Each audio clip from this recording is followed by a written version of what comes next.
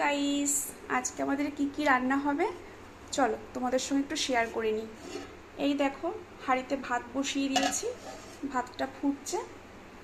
আর এদিকে মুসুর ডাল সেদ্ধ করাও আমার হয়ে গেছে। ডালটা ফোড়ন দেব, কাটা দিয়ে ডালটা ফোড়ন দেব, পেঁয়াজের ডাল করব। তো এই যে পেঁয়াজও কেটে নিয়েছি, পেঁয়াজ ফোড়ন দিয়ে মুসুর ডাল করব। ডালটা সেদ্ধ করে রাখলাম। আর এদিকে হবে লাল শাক। লাল শাকটাও ভালো করে কেটে বেছে ধুয়ে রেখেছি, জল ঝরাতে দিয়েছি। তারপরে কুচিয়ে নেব, রসুন ফোড়ন দিয়ে কালো জিরে রসুন আর হচ্ছে কাঁচা লঙ্কা দিয়ে লাল শাকটা ভাজা করব। আর হবে চিকেন। চিকেন এনেছে তোমাদের দাদাভাই বাজার থেকে।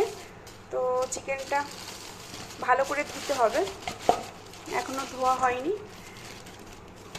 তো ওই দেখো চিকেন। আর সাথে করব একটুখানি আমের চাটনি। আমের চাটনি ছাড়া তো আমাদের হয়ই না, তোমরা তো জানোই। তো আমের চাটনি না হলে আমাদের দুপুরের খাওয়া সম্পূর্ণ হয় না। চলো, এই আজকে মেনু।